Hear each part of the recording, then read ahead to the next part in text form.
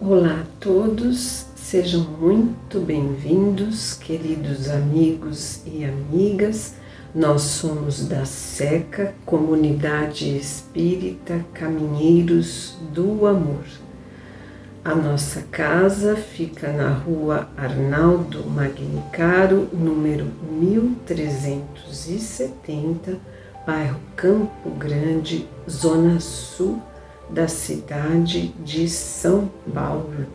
É uma grande alegria estarmos reunidos mais uma vez para alimentarmos a nossa alma com o pão da vida, que é o Evangelho do Mestre Jesus. Hoje nós vamos iniciar um novo capítulo do Evangelho segundo o Espiritismo. É o capítulo 26, dar de graça o que de graça receber. Nós vamos também para os itens 1 e 2, dom de curar. Mas, primeiramente, como sempre fazemos, vamos elevar o nosso pensamento a Deus, nosso Pai da vida, e agradecer por mais esta oportunidade de estarmos aqui reunidos nesse ambiente, nessa sintonia de amizade fraterna. Vamos também elevar o nosso pensamento a Jesus para que, sintonizados com a sua paz, possamos praticar os ensinamentos que vamos receber no dia de hoje. Também elevando e agradecendo a Mãe Maria, nossa Mãe zelosa, aos nossos espíritos protetores e todos aqueles espíritos benfeitores que vêm nos auxiliar na nossa caminhada terrena. Assim, vamos também vibrar amorosamente pela paz na Terra, paz tão necessária, paz para todos os corações, para todas as famílias, e que Jesus possa vir se sentar conosco para que essa reflexão possa nos trazer muita paz e muito entendimento. Vamos também orar juntos pelas suas intenções. Seja objetivo, seja objetiva. As coisas não acontecem do jeito que nós gostaríamos, mas Deus sabe o que é melhor para cada um de nós. E vamos lembrar que nada acontece sem a permissão dele, o nosso Pai Celestial. Vamos juntos orar com muita fé. Pai nosso que estais no céu, santificado seja o vosso nome. Venha a nós o vosso reino e seja feita a vossa vontade, assim na terra como no céu. O pão nosso de cada dia nos dai hoje e perdoai as nossas ofensas, assim como nós perdoamos a quem nos tenha ofendido. E não nos deixeis cair em tentação, mas livrai-nos de todo mal. Que assim seja, graças a Deus, graças a Jesus. Então vamos lá para a nossa leitura. Capítulo 26, dar de graça o que de graça receber. Dom de curar. Curai os enfermos, ressuscitai os mortos, limpai os leprosos, expeli os demônios, dai de graça o que de graça recebestes. Mateus, capítulo 10, versículo 8. Item número 2. Dai de graça o que de graça recebestes, disse Jesus aos seus discípulos, e por esse preceito estabelece que não se deve cobrar aquilo por que nada se pagou. Ora, o que eles haviam recebido de graça era a faculdade de curar os doentes e de expulsar os demônios, ou seja, os maus espíritos.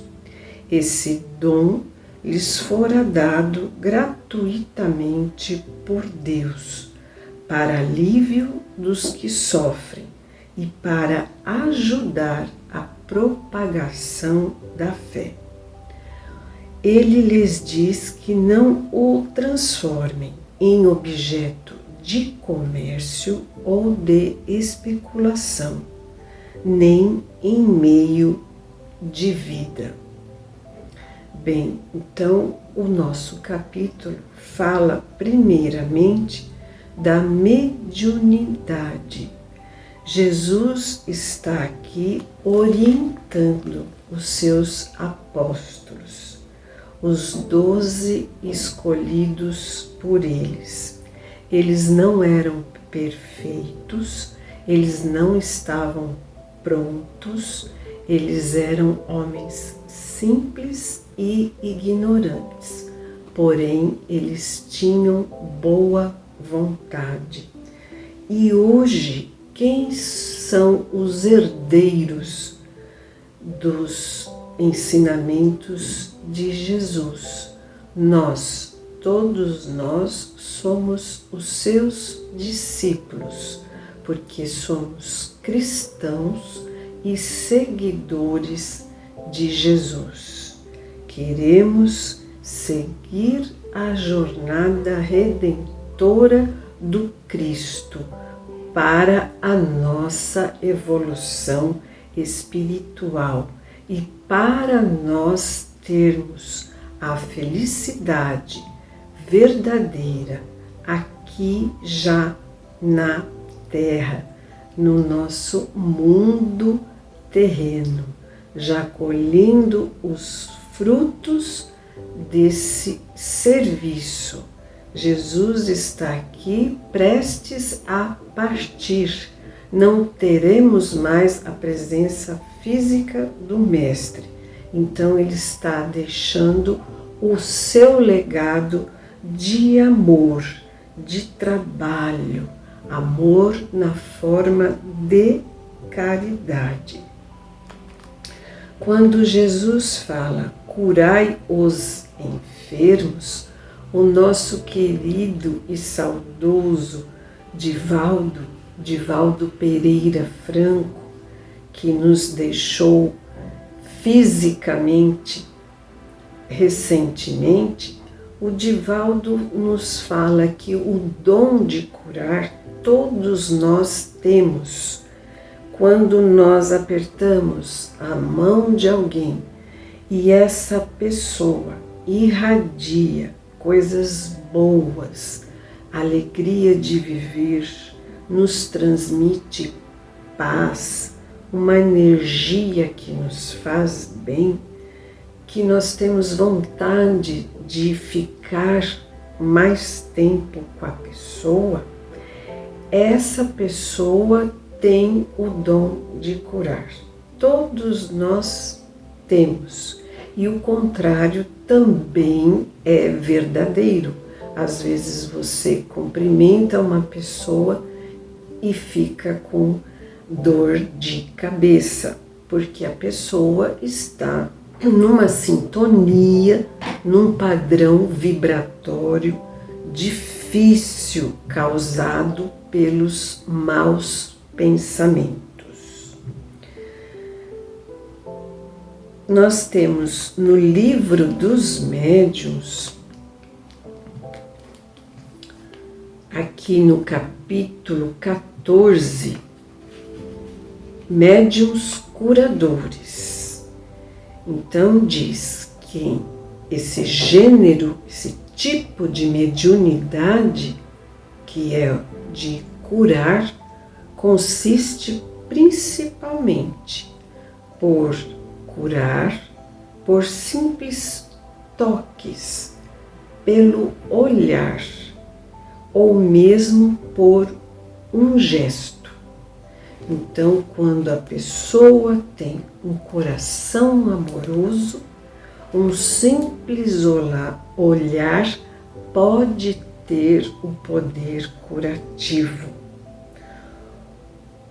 O médium usa, na maior parte do tempo, a prece, a oração para auxiliar os seus irmãos. É através do poder da prece, daquela fé que nos move, que nós podemos auxiliar os irmãos. E temos também aqui no livro Boa Nova um texto que Jesus, nesse momento, fala para os apóstolos.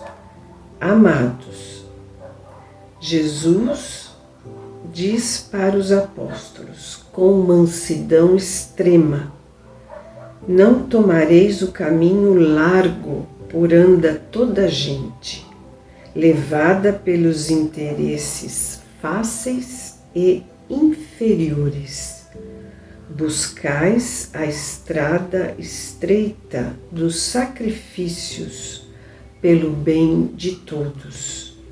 Também não entrais nos centros de discussões estéreis, à moda dos samaritanos, das discussões que nada se aproveita para a edificação do verdadeiro reino nos corações, com sincero esforço.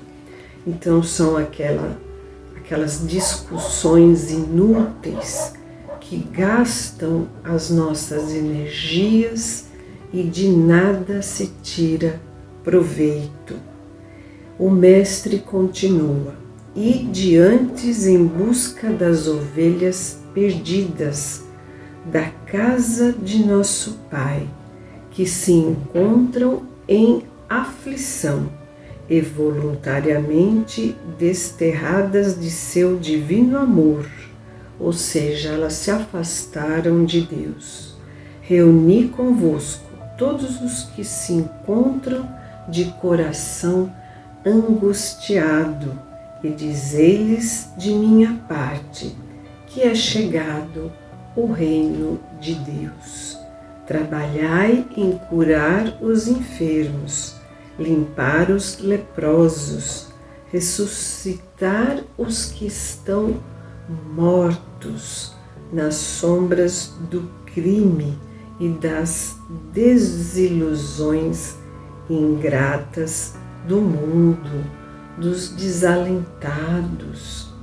Esclarecei todos os espíritos que se encontram em trevas, nas sombras, vivendo apenas para as paixões do mundo, apegados, dando de graça o que de graça vos é concedido.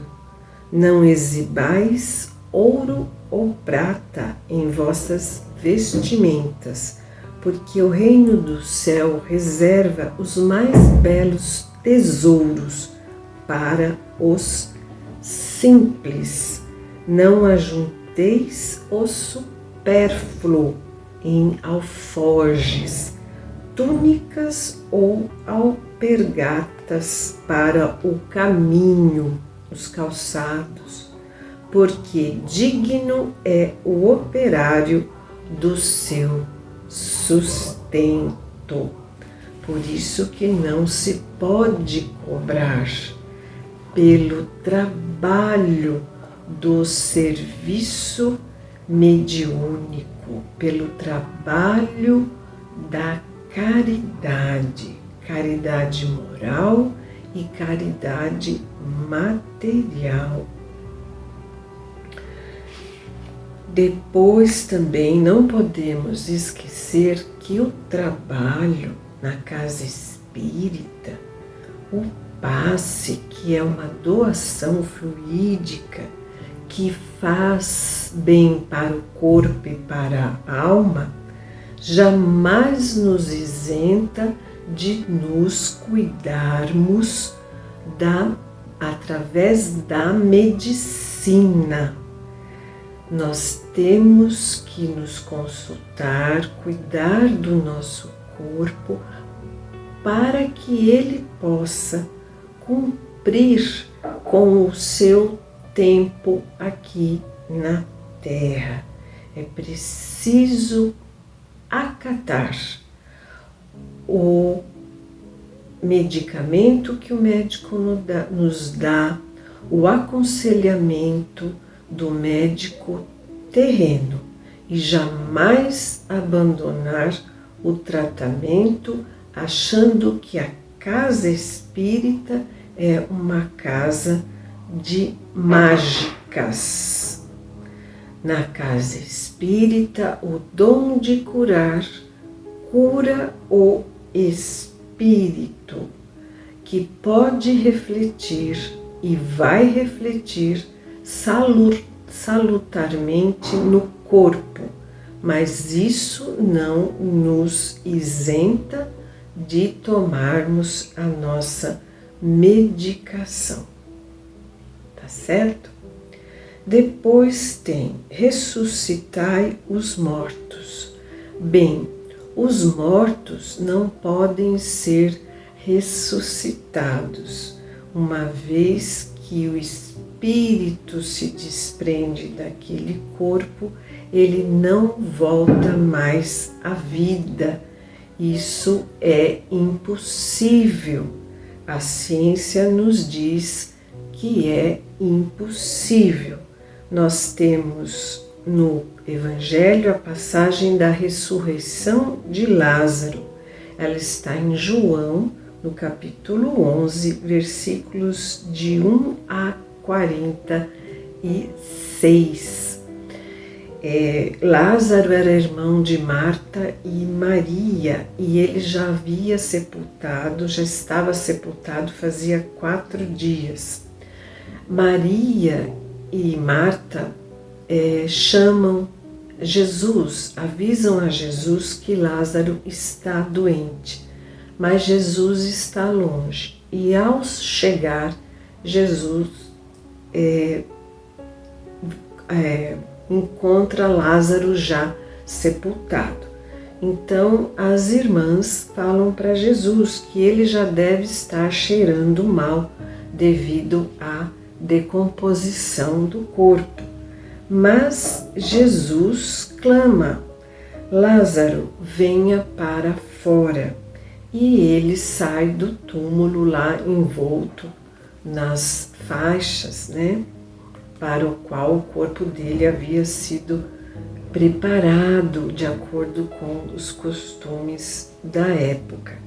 Então Lázaro, ele estava em um estado de morte aparente, como, por exemplo, certas doenças, a catalepsia, que causa esse estado.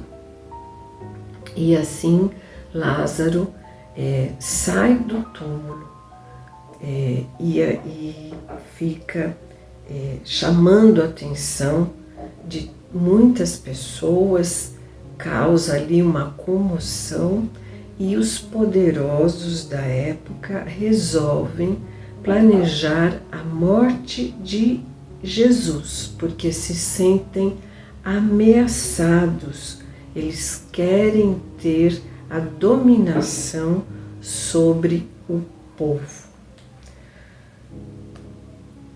ressuscitai os mortos também pode ser em relação àquelas pessoas que vivem apenas para o mundo, os nossos irmãos materialistas, que estão apenas ali preocupados com o seu cotidiano e com a sua demanda terrena, como o filho pródigo, que se afastou para usufruir das paixões mundanas, mas estava morto para a vida espiritual.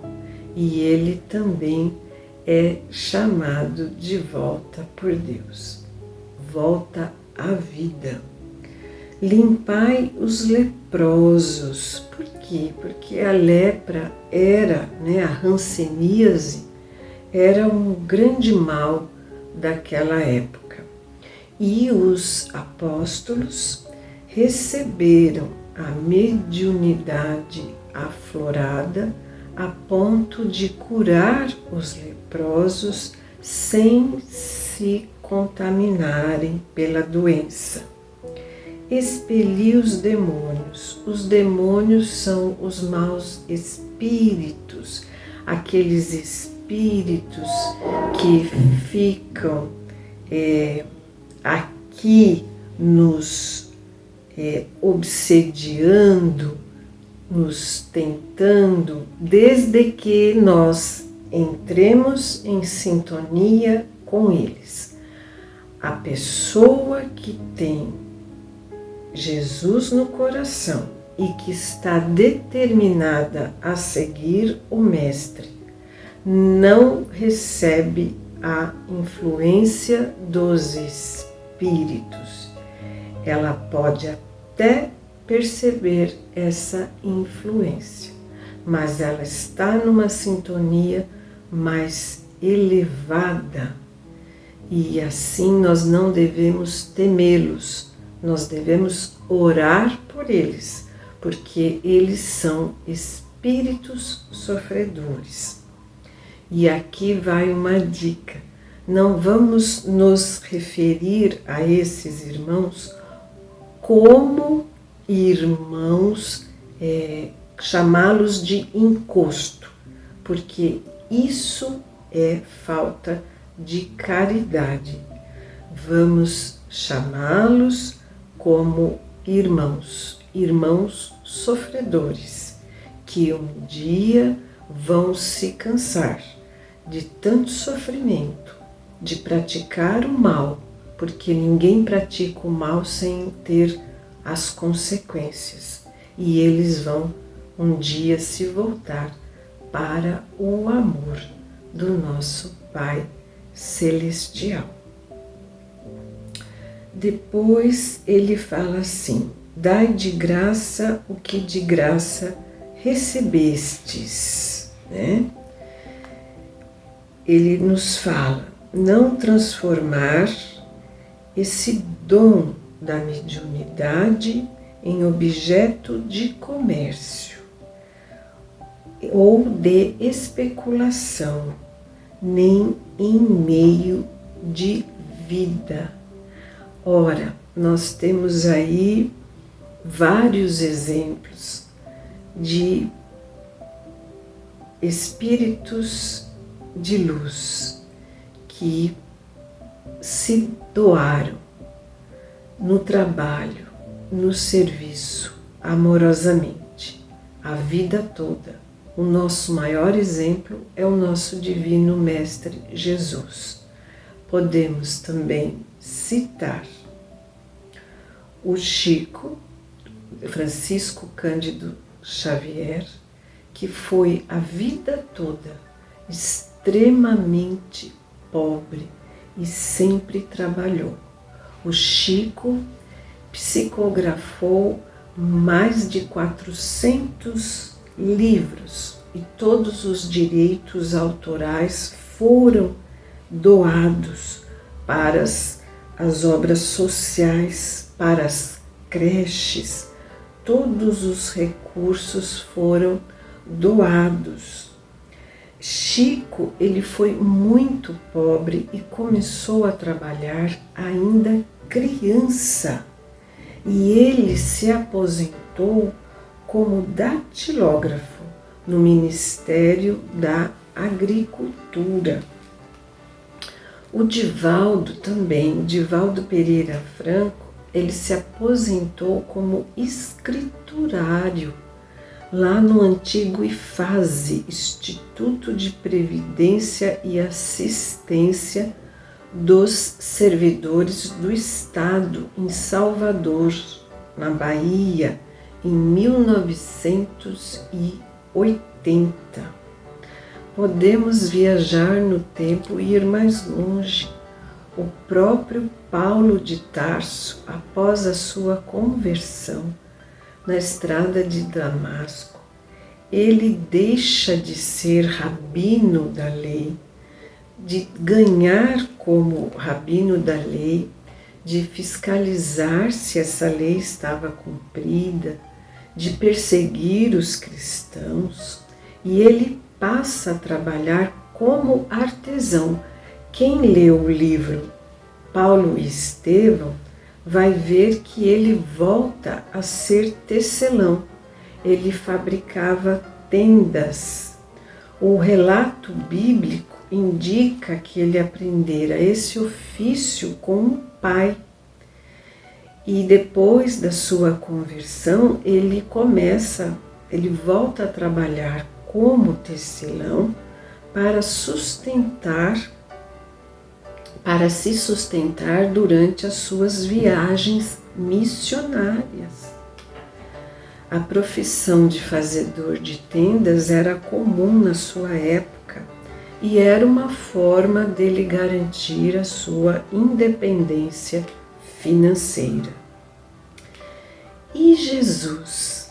Bem, Jesus era conhecido como o filho do carpinteiro. A tradição cristã sugere que Jesus era carpinteiro antes de começar a sua vida pública,